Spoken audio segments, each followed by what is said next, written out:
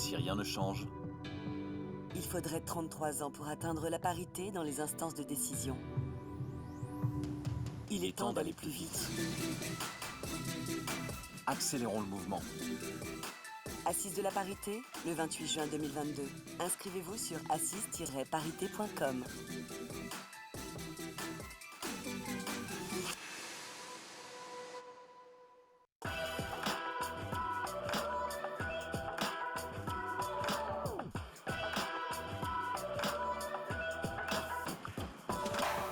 Bonjour à tous et à toutes. Je suis très heureuse d'animer cette table ronde aujourd'hui, surtout une table ronde, j'imagine comme les autres, de grande qualité, mais celle-ci, elle touche quand même à un petit secteur particulier, un mélange de culture et d'éducation. Donc on a autour de cette table des intervenants de grande qualité. Évidemment, j'aurai grand plaisir à vous les présenter au fur et à mesure de l'animation. On aura deux visios aussi en complément, dont Elisabeth Moreno, Madame la Ministre, qui nous fait l'honneur d'être avec nous. Donc, vous êtes des personnalités issues du monde des médias, mais aussi des startups, des logiciels, de la banque. Et moi, ça me semblait extrêmement important parce que Lucille Desjonquers m'avait déjà fait l'honneur l'année dernière de me proposer d'animer une table ronde autour de la culture et des médias. Et j'avais très envie qu'en fait, il y ait une évolution et que les médias et la culture soient aussi avec d'autres entreprises. Donc, on dit souvent que ce sont des entreprises entièrement à part, mais je pense aussi que ce sont des entreprises à part entière et que c'est important d'avoir, vous, vos expériences d'autres secteurs d'activité et qui soient en lien avec les médias. Donc le thème de notre table ronde, c'est celui de la culture et de l'éducation comme marqueur de la parité. On va pouvoir en discuter. Une troisième édition et avec ce fil directeur et ce maître mot accélérateur. Je crois qu'il me va bien, donc je vais me l'approprier en tout cas pour cette table avec vous. On va tenter de réinventer un nouveau modèle, en tout cas voir si vous l'avez déjà un peu réinventé, de société fondée sur l'équilibre, l'égalité, qui garantit à chacune et à chacun les mêmes chances professionnelles. Alors on dispose d'un temps relativement court, mais néanmoins, on a 45 minutes pour pouvoir échanger sur ces différents sujets. Alors en préparant cette table ronde, moi j'ai ramassé un peu, ou en tout cas j'ai tenté de ramasser l'ensemble de vos propos, et puis je les ai organisés autour de trois questions finalement que je vais mélanger pour vous donner à plusieurs reprises la parole. D'abord la question des rôles modèles, et c'est la raison pour laquelle je vais certainement commencer par les médias dans le monde de la culture. Et puis de façon plus générale, peut-être les politiques RH qui, dans chacune de vos entreprises, vous allez mener et vous êtes en train de mener, toutes finalement à votre façon, c'est-à-dire avec les spécificités de vos secteurs. Et justement, c'est ce qui fait qu'à la fin, en fin de soirée, on peut aussi écrire une charte parce qu'on s'est entendu tous ensemble et qu'on a pu mélanger ces expériences et ces secteurs différents. Et comment justement faire avancer la parité, notamment au poste de direction. Et puis enfin, une troisième question, le rôle central qui me semble important et je pense que vous partagerez avec moi, qui est celui de l'éducation. Alors l'éducation aux médias, l'éducation sur les codes, la démocratisation de l'accès à l'information, de l'accès aux codes de la culture et de la société, on en rediscutera. Et je vais commencer d'ores et déjà par la question des rôles modèles. Christelle Leroy, bonjour et merci beaucoup d'être avec nous. Bonjour à tous. Donc vous êtes directrice de la RSE dans le groupe TF1. Euh, Peut-être en un mot, quelle est la situation, ou en plusieurs bien sûr, la situation actuelle au sein du groupe, peut-être revenir ou présenter la question du baromètre de la diversité qu'on connaît bien, en tout cas que le régulateur de l'audiovisuel connaît bien et que les chaînes et les groupes ont entrepris. Et puis aussi un petit mot sur le programme Experte à la Une dont vous m'avez parlé lors de la préparation et que je trouve extrêmement intéressant et certainement qui pourrait être un programme leader et expérientiel pour les autres. Bien sûr. Bonjour à tous. Effectivement, à TF1, on a à cœur, en tant que groupe média, de refléter la diversité de la société, qu'il s'agisse de la diversité des origines ethniques, sociales et la parité. Et on avait fait le constat que dans l'information, les femmes étaient parfois sous-représentées, tout simplement parce que dans certains domaines d'activité, il y a moins de femmes que d'hommes. Et donc, pour compenser ça, on a lancé un programme Experte à la Une qui a pris, on va dire, une autre tournure l'année dernière, puisque l'idée était d'aller chercher dans des domaines dans lesquels les femmes étaient sous-représentées, comme l'environnement, la police, la justice, le médical. On l'a vu pendant la crise sanitaire, notamment, on voyait moins de femmes sur les antennes. Donc, on a créé une promotion composée de 15 femmes que nous soutenons pendant quasiment 9 mois et qui bénéficient d'un coaching, de média training et qui forment un binôme avec une personne de la rédaction. C'est un moyen pour elle en fait de découvrir le monde de la rédaction et pourquoi souvent une rédaction elle vous appelle au dernier moment pour intervenir. Et le but, c'est au-delà d'avoir des femmes sur les antennes, c'est d'inciter les femmes, de leur donner la confiance qui leur permettra d'accepter nos invitations, y compris quand elles seront appelées un petit peu au pied levé. Oui, on voit bien ce que ça relève hein, déjà et révèle de la tonalité aussi de notre table ronde sur la notion d'imposture, la notion de... et on y reviendra. Peut-être aussi regarder un peu plus les programmes au sein de TF1. Les choses ont beaucoup évolué en 10 ans, dans d'autres groupes, comme on le verra aussi.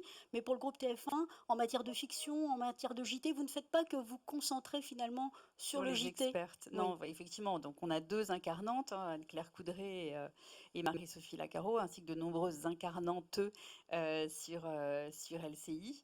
Mais effectivement, ça concerne l'ensemble de nos programmes, notamment les programmes de fiction, dans lesquels c'est important d'avoir des rôles modèles féminins. Donc, je pense aux combattantes qui seront diffusées prochainement sur TF1 et voilà, qui relatent l'histoire de 4 femmes pendant la Première Guerre mondiale, pardon, et qui doivent voilà, agir alors que leurs maris sont partis sur le front. Donc je pense que c'est important finalement aussi à travers des faits historiques de montrer des femmes courageuses en fait qui dépassent largement leurs limites.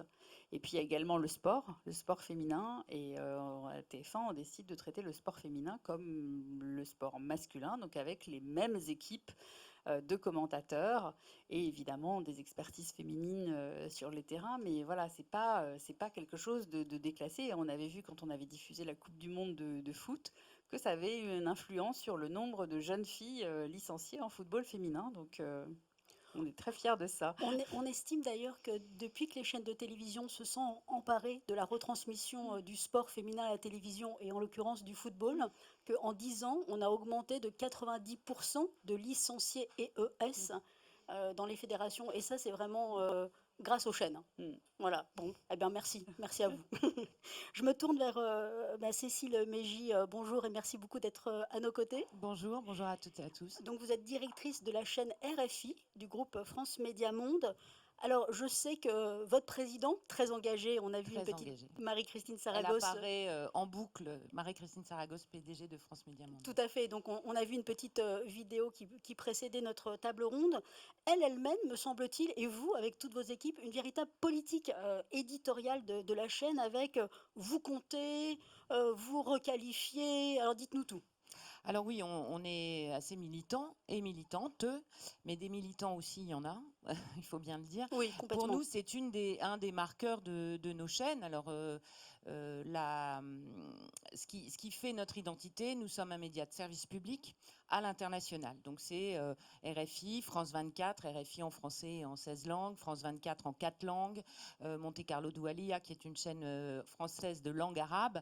Et donc nos audiences, nos auditoires, 244 millions d'auditeurs, téléspectateurs, internautes par semaine, sont décentrés par rapport au combat qu'on peut mener ici au national, par exemple. Donc il faut à chaque fois prendre ça en compte, mais il est inscrit dans notre ADN éditorial que le combat pour la parité et l'égalité irrigue l'ensemble de nos antennes. Donc ça veut dire qu'on a près de 700 émissions par an consacrées singulièrement à la place des femmes, parce que c'est ça qu'on revendique, qui sont diffusées vers des auditoires où la notion d'égalité n'est parfois loin d'être acquise, si tant est qu'elle soit acquise quelque part. Là, en l'occurrence, on en est très très loin.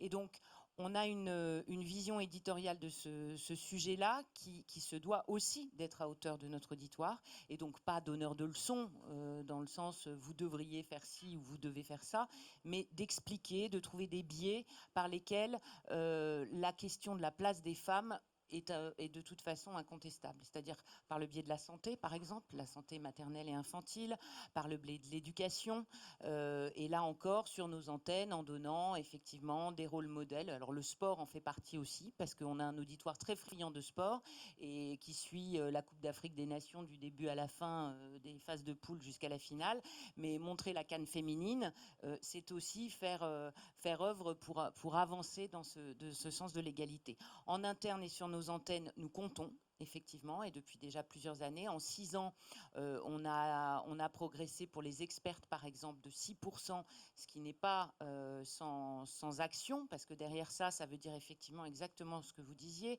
convaincre certaines femmes qu'elles peuvent prendre la parole, les entraîner parfois, faire en sorte que, effectivement, si on traite de la guerre en Ukraine, des conflits dans le Sahel, de sujets durs, d'actualité internationale, il y a aussi des femmes expertes qu'il faut aller chercher dans les universités, dans les labos de recherche, derrière le patron qui va signer la thèse. Il y a aussi de jeunes chercheuses qui travaillent et il faut aller les chercher. Donc ça, nos services de booking, comme on dit en mauvais français, sont eux très incités à y aller. Et par ce comptage, on a au moins un état des lieux. À l'année 0, on a eu un état des lieux. Certains ont eu des surprises, certaines ont eu des surprises.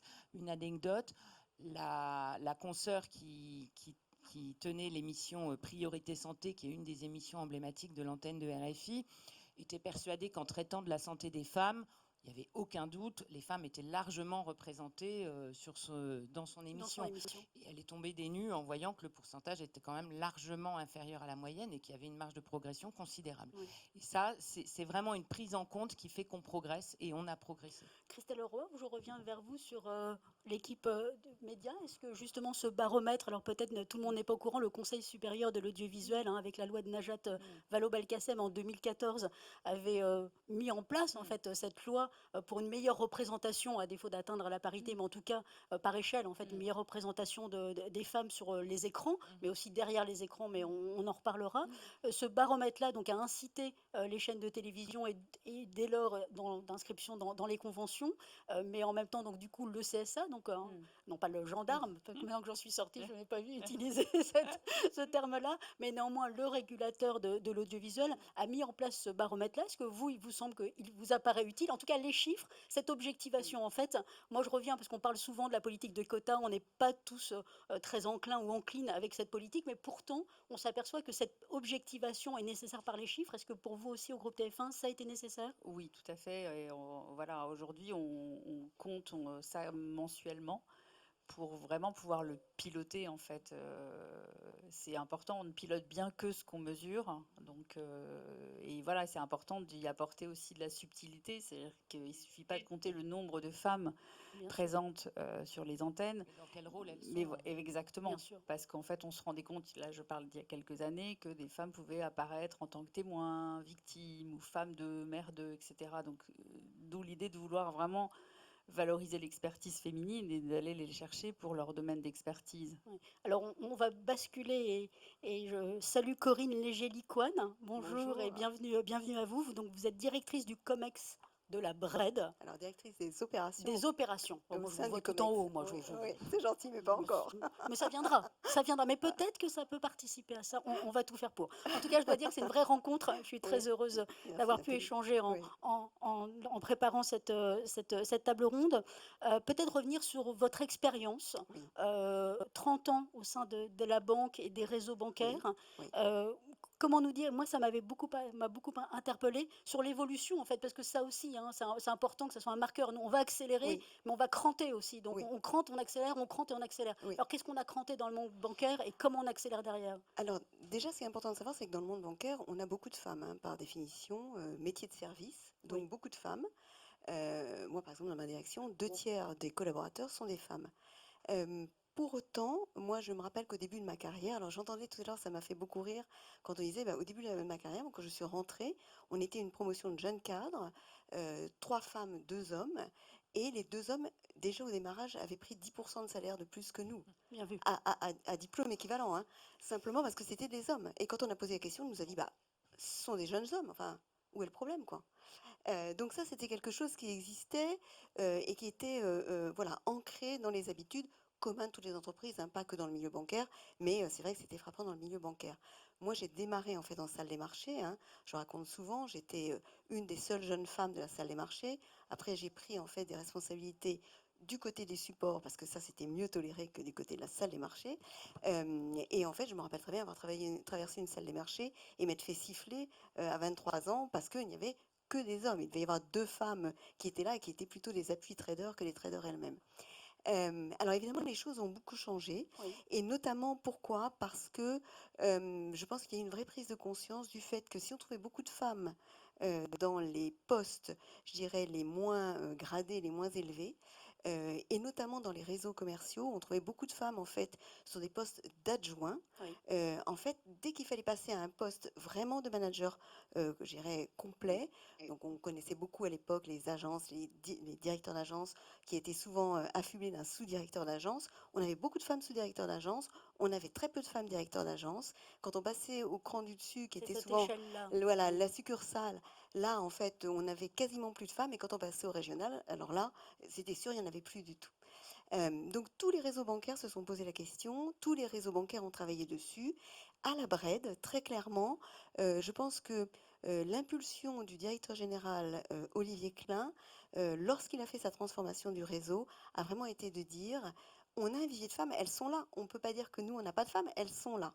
Donc allons les chercher, Oui. formons-les, accompagnons-les, comme vous disiez tout à l'heure, donnons-leur confiance pour être capable en fait de leur proposer des postes.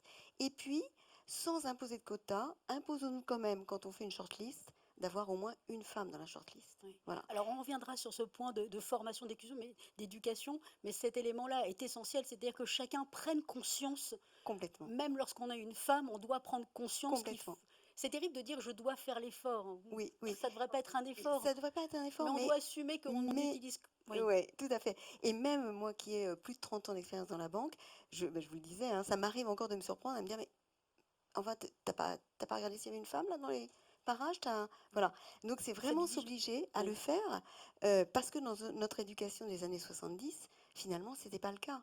Et donc, et même dans l'éducation nationale, aujourd'hui, elle s'est beaucoup féminisée, mais moi qui ai une partie de ma famille, du côté de mon père qui était dans l'éducation nationale, c'était essentiellement des hommes Bien directeurs sûr, d'école. bien sûr. Et il y avait peu de femmes. Et quand il y avait une femme directrice d'école, c'était l'exploit. Et souvent, c'est parce que son mari était directeur de l'école des garçons. Et elle était directrice de l'école des filles. Alors Donc on a été très marqués par ça. Alors, on va pouvoir en faire la transition parce que vous avez raison, cette évolution dans le temps Oui. et grosse société, petite société, ça aussi, ça m'importe de savoir comment finalement les sociétés de plus petite taille, et c'est important de savoir que la banque, eh ben, du coup, elle s'est prise en main et Oui. les évolutions sont marquées et marquantes, hein. Vous êtes quand même 5 femmes, vous le pilotez pas encore, mais 5 femmes Femme au au COMEX. COMEX, Oui, tout à fait. mais il n'y en avait pas, il n'y en avait qu'une Mais seule il y a 10 ans. il y a 10 ans, C'est ça. exactement. Donc, Donc c'est vraiment une volonté. Et là, je pense qu'il faut vraiment qu'il y ait une volonté des dirigeants. d'accord. C'est-à-dire que oui, bien sûr, en dessous, ça pousse. Et très clairement, les nouvelles générations poussent et elles ont raison.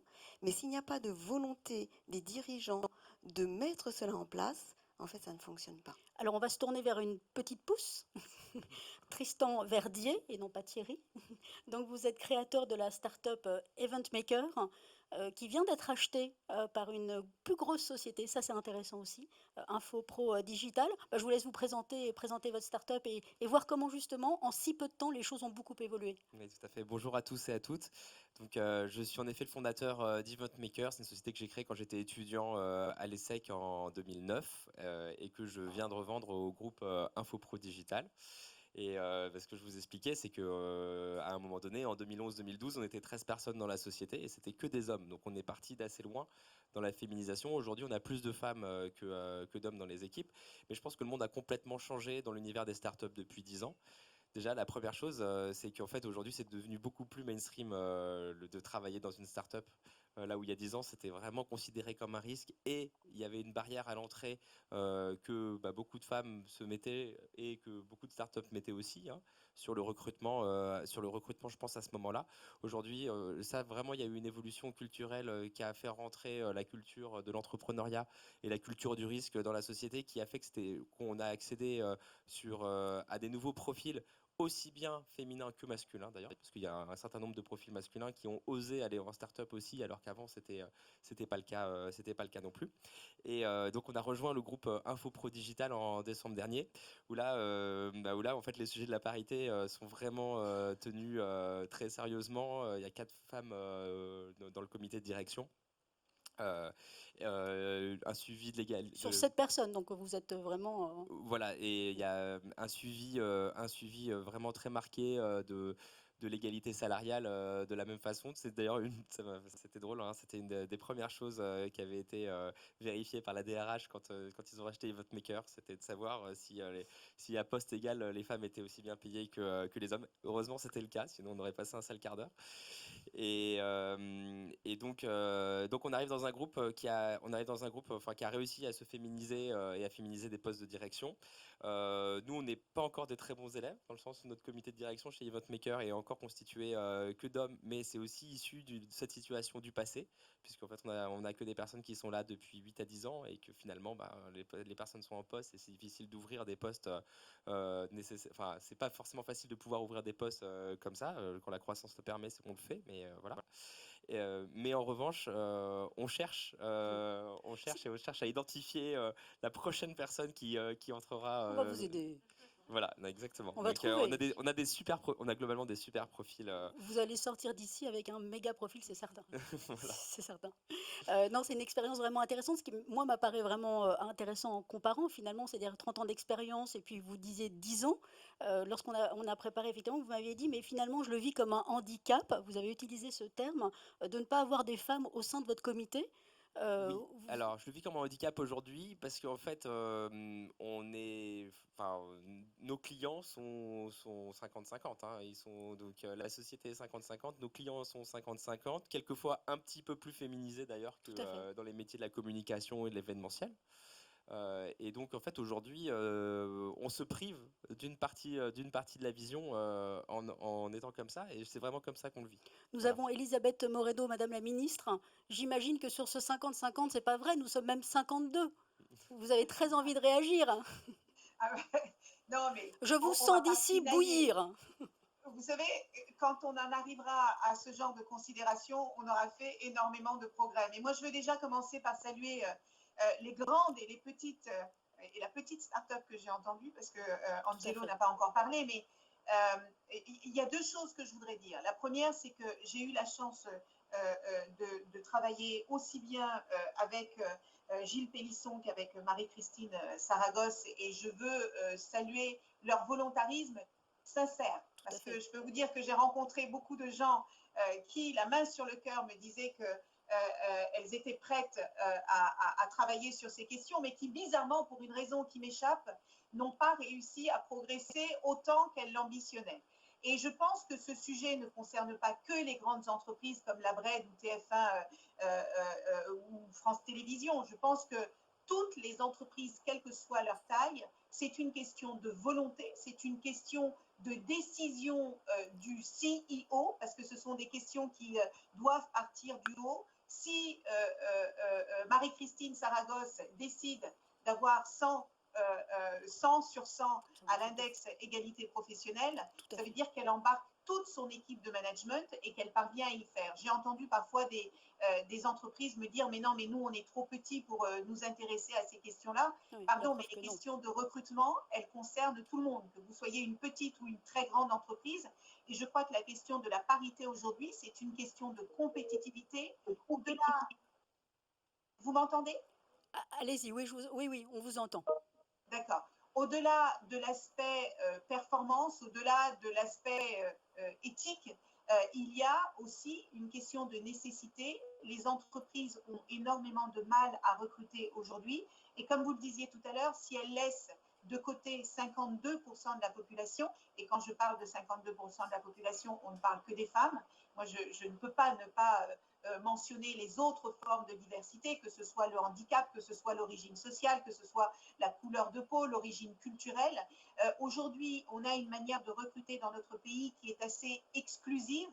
On va chercher les mêmes profils dans les mêmes écoles, dans les mêmes environnements, dans les mêmes cadres. Et après, on se plaint de ne pas trouver les candidats pour pouvoir avancer. Donc, je crois qu'il y a pléthore de structures qui permettent aujourd'hui de recruter différemment. Je pense notamment à Mosaïque RH, je pense à ces managers comme les managers de la diversité qui ont compris que ce sujet était absolument fondamental et central, non seulement pour leur entreprise, mais pour notre capacité à vivre ensemble et à nous développer ensemble. On ne peut plus en 2022 accepter que 90% des richesses soient partagées par 10 à 15% de la population.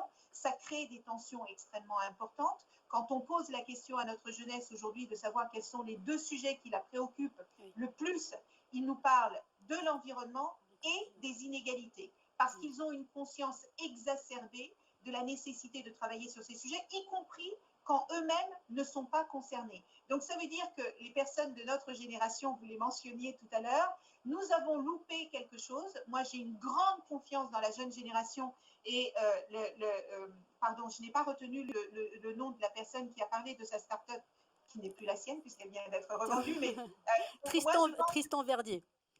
Voilà, Monsieur Verdier a mentionné le fait que pour lui, il a pris conscience de ce sujet très très rapidement. Je pense qu'il faut continuer dans cette lancée parce que on est bien conscient aujourd'hui que évidemment l'éducation à l'égalité est une condition indispensable à l'évolution des mentalités et au changement des comportements.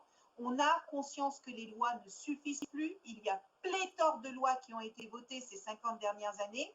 On se rend bien compte que voter des lois, si derrière il n'y a pas une adaptation des comportements, ça ne nous permet pas d'avancer. Et moi, j'ai une grande confiance à la fois par la conscientisation des CEO de la nécessité de recruter de manière différente et aussi de cette jeunesse qui ne veut pas laisser passer ces injustices et ces inégalités. Donc, je suis plutôt optimiste, même si je trouve que ça avance trop. Alors c'est pour ça qu'on va accélérer ensemble et on va passer Angelo Copé. Je pense que justement, je trouve que ça va être extrêmement intéressant.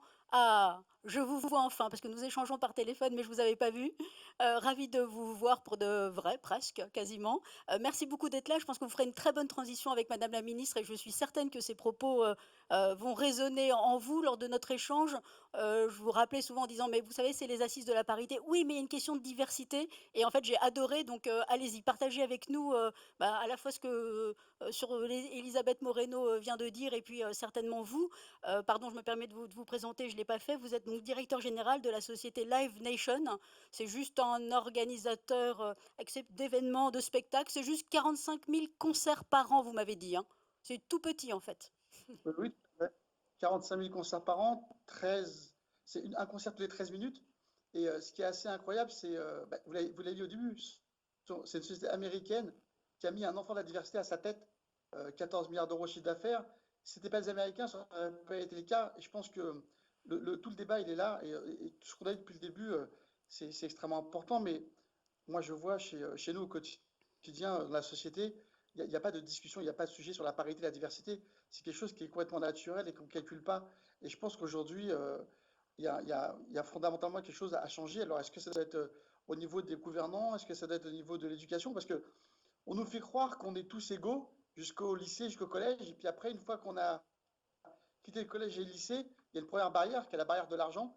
Beaucoup d'entre nous n'ont pas accès aux grandes études, donc n'ont pas la possibilité d'avoir accès à des grands postes.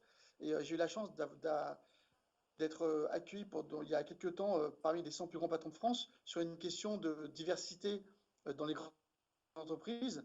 Et on parlait de stage de 3e dans les grandes entreprises. Et je pense qu'aujourd'hui, c'est pas ça qui est important aujourd'hui, c'est que c'est dans les conseils d'administration qu'on doit voir bouger les choses. On doit être exemplaire aujourd'hui. Je pense que si les grands patrons ne donnent pas l'exemple en mettant dans leur conseil d'administration plus de femmes et plus de gens issus de la diversité, c'est eux qui doivent donner le premier exemple. Et ça, aujourd'hui, ce n'est pas le cas.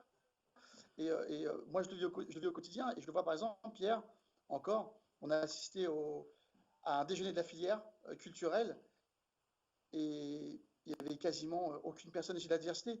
Je pense qu'il y a un vrai problème au niveau de l'État, parce que c'est bien beau de parler, c'est bien beau de mettre en place des choses, mais il faut d'abord balayer auprès de sa porte. Je pense qu'aujourd'hui, il y a beaucoup d'argent qui sont distribués dans des lieux, il y a beaucoup de subventions, et je pense qu'aujourd'hui, il faudrait peut-être mettre en place des obligations de résultats, parce qu'on ne peut pas se permettre en 2022 d'avoir des élections présidentielles et législatives comme on a eu, d'avoir une espèce de décision en France et qui a été mise en place surtout par les politiques. On parle des politiques il y a 4-5 ans, c'est pas vrai. La décision, elle a commencé depuis 15-20 ans. Et je pense qu'aujourd'hui, l'éducation, c'est quelque chose d'important si on veut faire bouger les choses. Et donner accès à beaucoup plus de personnes à des hautes études pour les faire réussir fera changer les choses. Et Alors, malheureusement, tout le monde a la chance de faire des grandes études et de pouvoir être aujourd'hui directeur de festival, président ou agent. On n'a pas cette éducation. Alors Angelo, vous me permettez de faire une transition de cette deuxième partie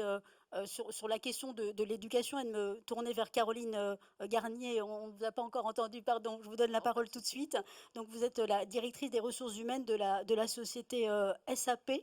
Euh, Qu'est-ce que, alors donc, je vais vous laisser évidemment présenter la société, mais peut-être un petit mot, c'est pour vous, vous êtes dans une société donc de logiciels, comme on dit, très tech en fait, avec a priori des ingénieurs, des techniciens, et donc on pense plus à la jante masculine que la jante féminine. Qu'est-ce que vous avez mis en place, ou en tout cas quelle est la politique de RH? Et on va basculer avec la formation comme ça. D'accord. Bonjour à tous. Donc, effectivement, SAP, c'est une société éditrice de logiciels. C'est un groupe international. C'est un leader européen, puisqu'on est allemand et non pas américain, comme souvent on peut le penser. Et effectivement, comme vous le disiez, on évolue dans le domaine du numérique. Et donc, on sait très bien que c'est un domaine qui est en très grande croissance, hein, puisque c'est un secteur qui va croître par plus de 2 fois et demi dans les années qui viennent, avec plus de 200 000 emplois créés juste en France dans les prochaines années. Et donc, on ne peut pas de toute façon se priver de toute la force du travail, et notamment des femmes. Alors nous, c'est vrai que c'est un sujet, la diversité au sens large et la parité, qui est vraiment au cœur de nos priorités, à tel point que notre board mondial a fait un meeting dédié à ce sujet-là la semaine passée, à l'attention de tous nos collaborateurs, en affichant des objectifs extrêmement ambitieux, puisque nous visons la parité d'ici 2030 au sein de nos effectifs, donc hommes-femmes. On vise d'avoir 35% de femmes dans nos effectifs d'ici la fin de l'année, et 30% de femmes dans nos couches managériales aussi d'ici la fin de l'année. Donc c'est quand même extrêmement ambitieux quand on connaît voilà, le pourcentage de femmes dans le secteur du numérique. Ensuite, sur notre politique RH, alors effectivement, je crois beaucoup à l'exemplarité. Donc en France, nous avons un COMEX totalement paritaire, avec même plus de femmes depuis quelques mois. Donc ça, c'est un point important. On travaille beaucoup aussi sur les stéréotypes et les biais, parce qu'on est convaincu que pour transformer durablement et faire évoluer durablement notre culture, c'est pas en faisant quelques conférences une fois de temps en temps qu'on fait évoluer la culture. Donc on a une plateforme numérique, Inclusive Mindset Challenge, qui est à disposition de l'ensemble et de nos managers, parce qu'on a commencé par eux, et de nos collaborateurs, pour appliquer des cas concrets et sur les stéréotypes, les identifier et les combattre. Et ensuite, effectivement, alors on a beaucoup de mesures pour accompagner nos femmes en interne et les inviter justement à prendre des postes de management, hein, notamment, puisque effectivement on se rend compte qu'elles n'osent pas forcément, donc on les accompagne sur cette dimension-là. On parlait des rôles modèles tout à l'heure, et effectivement c'est critique, hein, je pense, d'avoir des rôles modèles dans tous les métiers, et pas seulement d'ailleurs sur des rôles de manager ou de COMEX, mais vraiment dans tous les métiers, de manière à ce que nos salariés puissent, féminines, s'identifier, oser et se dire oui, c'est possible. Ensuite, on embauche beaucoup et à égalité en fait de jeunes recrues, hein, donc les apprentis, les stagiaires sont vraiment recrutés à parité, de manière à constituer un pipeline pour nos prochaines années. Oui. Et puis ensuite on travaille sur tout ce qui est égalité aussi salariale, et la parentalité, la flexibilité, qui peut aider aussi dans nos domaines. D'accord. Oh, justement, je rebondis justement sur casser votre propos, de casser les stéréotypes avec vous, Corinne Légélicoine. Votre envie de casser les stéréotypes, vous avez plein de programmes de formation. Moi, j'entends à l'instant l'idée des stagiaires, donc ça veut bien dire qu'on revient à la formation, à l'éducation. C'est pas simplement mon dada, c'est le dada de tout le monde. Et moi, j'aime à dire quand même que, de par vos expériences, la société civile s'en empare. Alors, à la banque, vous avez des formations assez extraordinaires en la matière. Oui, en fait, alors on a des formations pour nos collaborateurs, et on pousse beaucoup en fait les femmes à suivre ces formations, parce que beaucoup sont rentrées avec des diplômes qui sont moins importants que les hommes. Donc c'est important, notamment sur mes fonctions et donc de leur proposer des formations qui sont diplômantes et qui donc vont leur permettre justement de pouvoir accéder à des postes auxquels elles n'auraient pas pu accéder si elles n'avaient pas en fait ce minimum de background. Donc ça, c'est important. Et puis à côté de ça, en fait, il se trouve que la banque accompagne également un certain nombre d'associations, par exemple HEC Stand Up, ou va accompagner l'ADI depuis de nombreuses années, ou Capital Filles, pour justement aller aider des jeunes femmes ou des jeunes filles dans leur parcours et leur permettre de comprendre qu'elles peuvent accéder à ces fonctions-là, qu'elles peuvent accéder à ces postes-là, et justement casser les stéréotypes, comme vous évoquiez, ce qui est un point important. Angelo Gopé, je reviens vers vous. Vous m'avez parlé de la mise en place d'un campus M. Vous nous en dites 2 mots? Oui, tout à fait. C'est une association qu'on a créée il y a 4 ans, parce qu'on s'est rendu compte, comme je l'ai expliqué, que dans la culture, la diversité est très peu présente dans les postes de manager, de directeur de théâtre, de festival ou de directeur de société. Et on s'était dit que pour avoir un bac plus 5, il fallait quand même aujourd'hui payer entre 7, 8 à 9 000 euros, voire 10 000 euros pour avoir un diplôme. Et cet argent-là, quand on est issu des quartiers défavorisés, on n'a pas la possibilité de l'avoir parce que nos parents ne sont pas propriétaires, on n'a pas de prêt étudiant. Donc il y a beaucoup de personnes qui n'ont pas accès à des études et qui pourtant aujourd'hui ont la capacité de le faire. Donc on a monté ce campus M pour pouvoir donner accès à des jeunes personnes aux études. Donc on essaie d'avoir entre 8 et 10 bourses par an, la moitié, pareil, paritaire, moitié femme, moitié homme, et pouvoir donner aujourd'hui la chance à d'autres personnes de réussir dans un environnement juste de la culture qui doit être ouvert. On parle d'expression culture et je pense que tout le monde a droit d'exprimer son talent, ses compétences et ses connaissances. Et l'idée, c'est d'arriver d'ici 3-4 ans à monter un campus avec beaucoup plus de classes et beaucoup plus de disciplines, et d'inclure la vidéo, l'audio. Alors, HEC Stand Ouais. Up, association Capital Filles, du côté de la Bred, de votre côté, le campus M. Cécile Mégy, à France Média Monde, vous jouez un rôle formidable en matière d'éducation aux médias et à l'information. Vous aussi, vous avez des journalistes qui partent dans les écoles, vous nous en dites 2 mots? Oui, nous aussi, on a des journalistes qui s'érigent en modèle, en quelque sorte, et des journalistes, eux, qui justement vont voir de très jeunes. On sort des rédactions, l'éducation aux médias, c'est raconter ce qu'est l'information et montrer que les femmes peuvent être reporters. On en a 60% quand même dans nos effectifs, donc là, la parité n'est pas très respectée, excusez-nous. On a 49% de notre encadrement éditorial et journalistique qui est assuré par des femmes, et le COMEX est évidemment paritaire. Marie-Christine Saragosse n'aurait pas supporté le déséquilibre en la matière, mais aller vers les très jeunes, les très très jeunes, Oui. même si effectivement à regard en 10 ans on se dit que les choses ont beaucoup progressé, mais sûrement pas assez. Retourner voir des petites filles aujourd'hui en leur disant tu peux être reporter, tu peux être journaliste, tu peux participer à la vie d'une rédaction, voire diriger une rédaction un jour. C'est pas forcément un rêve, mais ça peut faire Oui. partie des ambitions. C'est très important Donc- que nos journalistes femmes soient aussi disponibles et se rendent disponibles et qu'on leur dise tu peux être disponible pour faire ce genre d'action. Politique volontariste efficace, ATF1, vous aussi?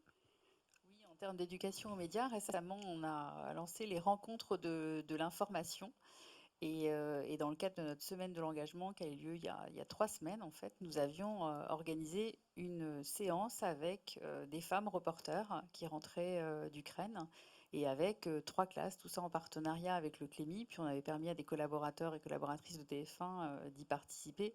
Et c'était un moment extraordinaire, en fait, de voir ces jeunes femmes raconter, en fait, ce qu'elles avaient vécu en Ukraine, et voilà, pour inciter de jeunes femmes aussi à se lancer. À se lancer.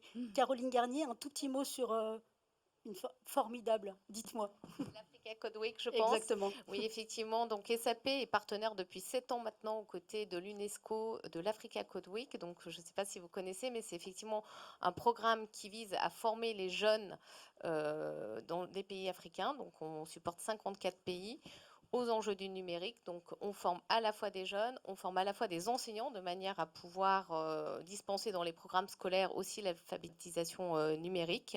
Et c'est un vrai programme qui permet à la fois l'inclusion par le numérique, mais aussi la diversité, puisqu'on forme 50% des jeunes sont des femmes. Donc, toutes les entreprises à l'actif. Peut-être un dernier mot, Elisabeth Moreno, sur l'éducation. Je ne peux pas ne pas vous donner la parole sur l'éducation. C'est quand même notre grand dada. Ah, c'est notre grand dada, parce que moi j'aime beaucoup cette citation de Mandela qui dit que l'éducation est l'arme la plus puissante qui soit pour transformer le monde.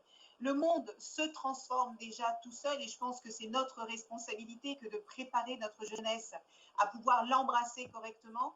Moi j'entendais SAP parler du nombre de recrutements qu'ils vont faire demain sur des métiers qu'on ignore parfois aujourd'hui. Comment est-ce qu'on va préparer notre jeunesse et toute notre jeunesse de manière totalement inclusive parce que j'entendais Angelo dire tout à l'heure qu'il est temps qu'on ait des résultats. Moi, je pense qu'on a quand même commencé, quand on prend par exemple l'index égalité professionnelle, on est vraiment passé d'une obligation de moyens à une obligation de résultats, puisque les résultats des entreprises doivent être publiés chaque année pour qu'on voit comment elles respectent la parité femmes-hommes au sein de l'entreprise. Eh ben, pour l'éducation, je pense que c'est la même chose. Il faut qu'on anticipe davantage. Il faut qu'on permette à cette jeunesse, non seulement, quelle que soit son origine sociale, mais d'avoir accès à cette éducation qui va lui permettre de s'élever, parce que l'éducation est là pour permettre à notre jeunesse de s'émanciper. C'est là qu'on peut lutter contre le déterminisme social. Et je crois que ce qui est vraiment, ce qui me tient extrêmement à cœur, c'est ce triptyque indispensable dans l'éducation, parce que l'éducation seule n'arrivera pas à tout. Le rôle des parents est essentiel, le rôle de l'éducation nationale est essentiel, mais le rôle de l'entreprise est aussi essentiel. Et les exemples qu'on a vus aujourd'hui sont assez parlants. Moi, je crois que si l'État fait appliquer la loi, c'est pas la peine d'en faire voter davantage. Déjà, si on fait appliquer ce qui existe. Si les entreprises se saisissent de ces questions, pas comme une case RSE à cocher à la fin d'une année fiscale, mais tout au long de l'année avec la dynamique qui est donnée par le CEO. Et si les entreprises travaillent avec les associations, il y en a beaucoup qui ont été citées depuis tout à l'heure, je suis certaine que ce triptyque vertueux nous permettra d'englober notre jeunesse et pas que, parce que les adultes aussi ont besoin d'être reformés pour lutter contre les préjugés et les stéréotypes. Eh ben, je pense qu'on va passer à l'échelle supérieure. Et là, c'est même plus une question de volonté, c'est une question de nécessité. Merci beaucoup. Écoutez, vraiment, merci beaucoup à tous. On a ce triptyque-là, on va l'appliquer, on l'applique déjà. Je reprends un mot quand même assez positif parce que c'est vrai que par moments on peut être un petit peu découragé, mais non, moi quand je vous entends toutes et tous, donc vous avez déjà trouvé votre, c'est certain, ça y est, vous l'avez. Hein, vous l'avez, c'est évident. Donc, vous êtes vraiment, et les entreprises sont mobilisées, l'école est mobilisée. On parlait de campus M, mais l'université n'est pas à 10 000 euros par an, et c'est tant mieux. Donc, l'école, l'université jouent évidemment un rôle essentiel. L'éducation joue un rôle essentiel. Et que ferions-nous sans la culture? Nous ne pourrions pas vivre. Donc, évidemment, la culture, on a besoin de vous, on a besoin de cette éducation aux médias et à l'information, et on a besoin de ces rôles modèles que vous êtes toutes et tous. Merci beaucoup.